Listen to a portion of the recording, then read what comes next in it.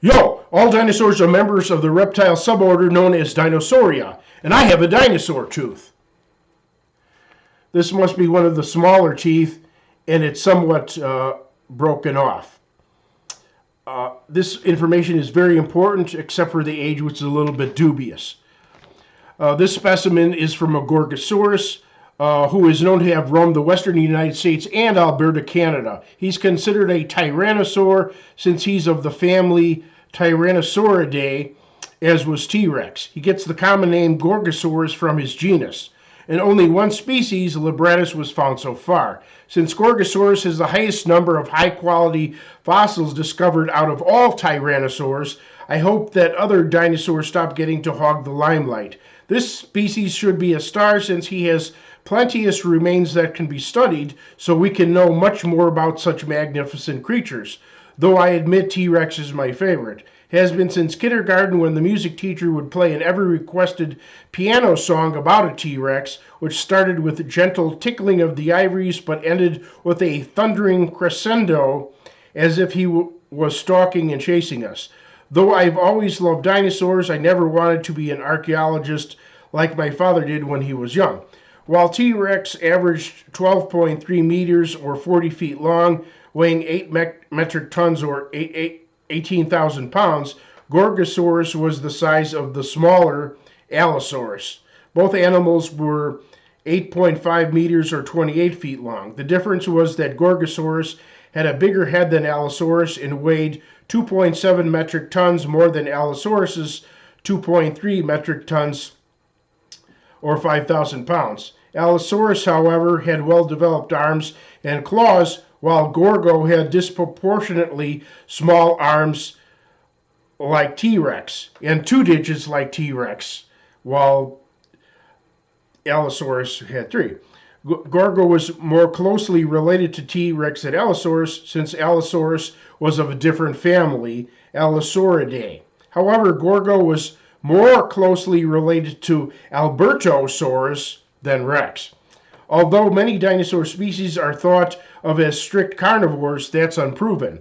Perhaps so-called meat eaters also ate plants. Perhaps they could have possibly survived on diets strictly of vegetation and water. Consider that Allosaurus and Gorgo's long teeth were only 2 inches long and got down to only a half inch like the specimen I have.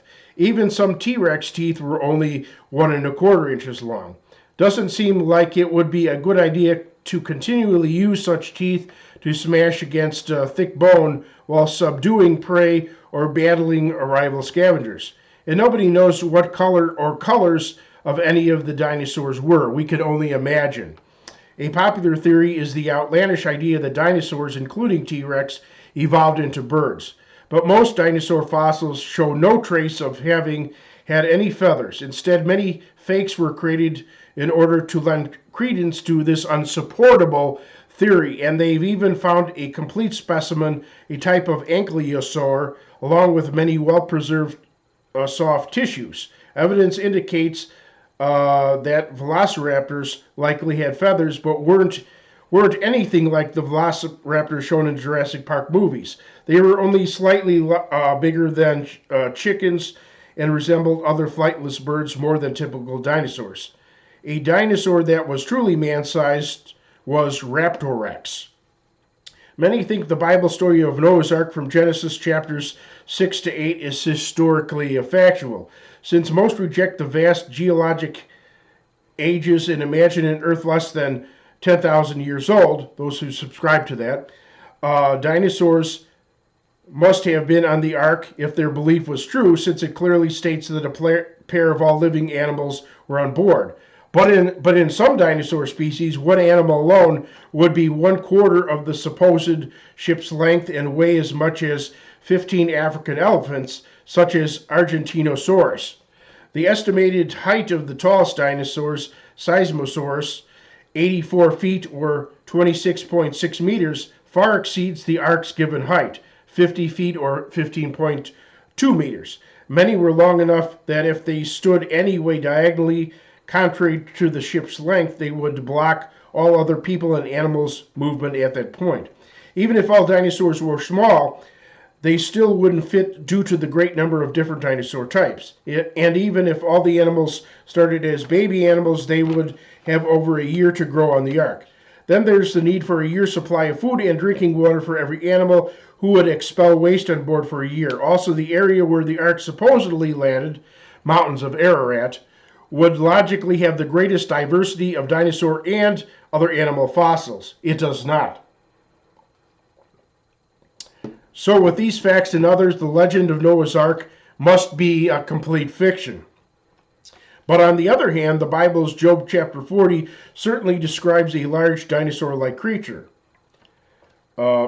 Quoting from that, "Behold now Behemoth, which I made with thee. He eateth grass as an ox. His strength is in his loins, and his force in the navel of his belly.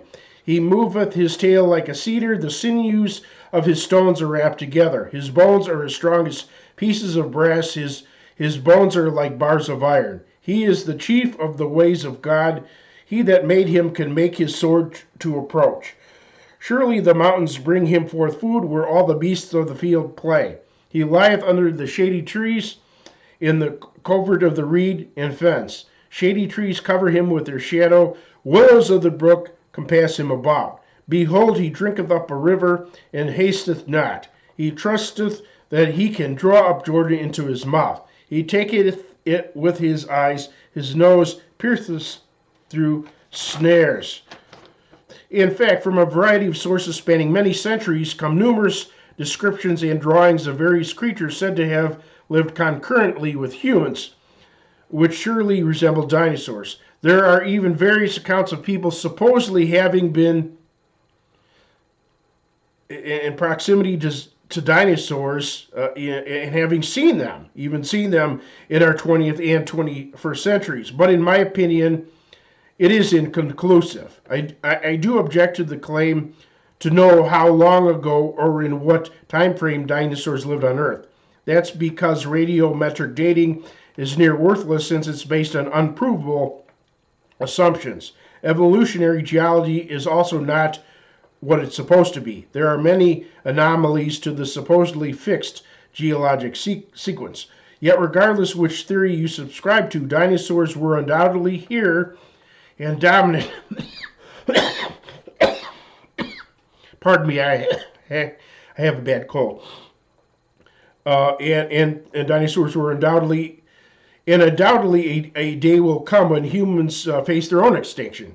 So let's stop thinking we're far superior to all God's other creatures and triple our efforts to help protect today's endangered species.